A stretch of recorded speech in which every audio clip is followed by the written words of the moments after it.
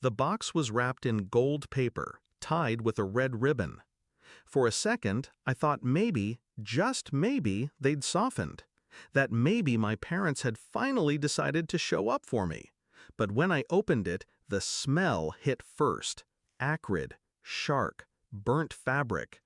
Inside was my wedding dress. Charred, ruined. On top, a folded note in my mother's handwriting, "Let's see how you get married now." My hands didn't shake, my pulse didn't race. I just stared, the edges of my mouth curving into a smile so faint it would have scared anyone who knew me. They thought they'd broken me. They had no idea who I was marrying into. My parents were experts in cruelty disguised as parenting. They raised me on comparisons, always less than, always second to Anna. My success was invisible, hers was worshipped. Love? Conditional. Affection? Transactional. Approval? Impossible. Still, I'd hoped that marriage, my marriage, would be the day they finally stood beside me. Instead, they booked flights to Hawaii on my wedding day. They didn't just abandon me, they mocked me with a gift soaked in malice. That was the final lesson. I owed them nothing. The truth is, I'd seen their resentment building for years. Every promotion, every step forward in my life, my parents twisted into a threat. They whispered that I was too independent, too arrogant, too much. When I met Daniel, they dismissed him before they knew him. They called him ordinary, unworthy. They never bothered to learn his last name, never noticed the quiet weight behind it. Goldsmith, old money, generational empire, billionaire legacy. But I never flaunted it. I didn't marry Daniel for wealth. I married him for the quiet strength in his eyes, the way he stood beside me without wavering. My parents assumed I was marrying into weakness, and so they struck. They burned my dress, left for Hawaii, convinced my day would collapse without them. They forgot one thing. I don't collapse. I build. I didn't cry. I didn't scream. Instead, I walked into the bedroom where Daniel's mother was waiting. She saw the box, saw the ashes, and her face hardened. "Sweetheart," she said softly, "we'll take care of this." And they did. Within hours, a custom gown arrived, flown in, hand-stitched, priceless.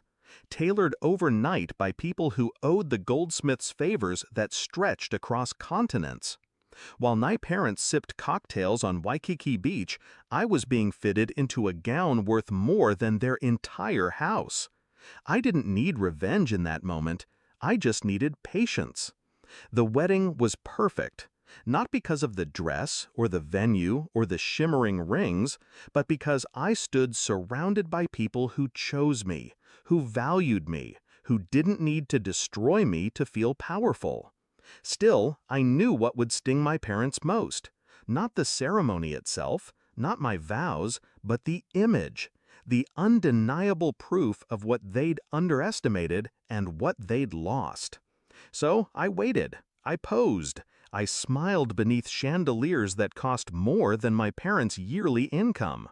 And the next morning, I posted the photographs. Not just me and Daniel, but me standing arm in arm with the Goldsmith family, the billionaires they had dismissed as ordinary, the in-laws who treated me like blood. The captions were simple, understated, family. And then the storm began. It started with calls, 1, then 5, then 50. By the end of the day, over 1,000 missed calls lit up my phone. My parents, my sister, numbers I hadn't seen in years. Voicemails piled in. My mother's voice, desperate, brittle. "Why didn't you tell us? We didn't know. We should have been there." My father's voice, angry, defensive. "You embarrassed us. You shut us out." No apology, no remorse for what they did, just panic, just greed. Because suddenly, their discarded daughter wasn't a burden. She was access. and they had burned their bridge with their own hands. I didn't answer, not once. I let the silence ring louder than any words could. Sometimes revenge isn't fire. It isn't destruction. It's revelation. It's letting someone see, in brutal clarity, that they no longer matter. My parents wanted me broken, dependent, small. Instead, I stood taller than I ever had, backed by a family they could never touch. They tried to humiliate me with ashes. I buried them with silence. And as the calls kept pouring in, as their desperation curdled into rage, I poured myself a glass of champagne, scrolled through my wedding photos again, and smiled. Because they were right about one thing: I'll never get married without them, but not for the reason they think. I got married without them, and it was the best decision I ever made.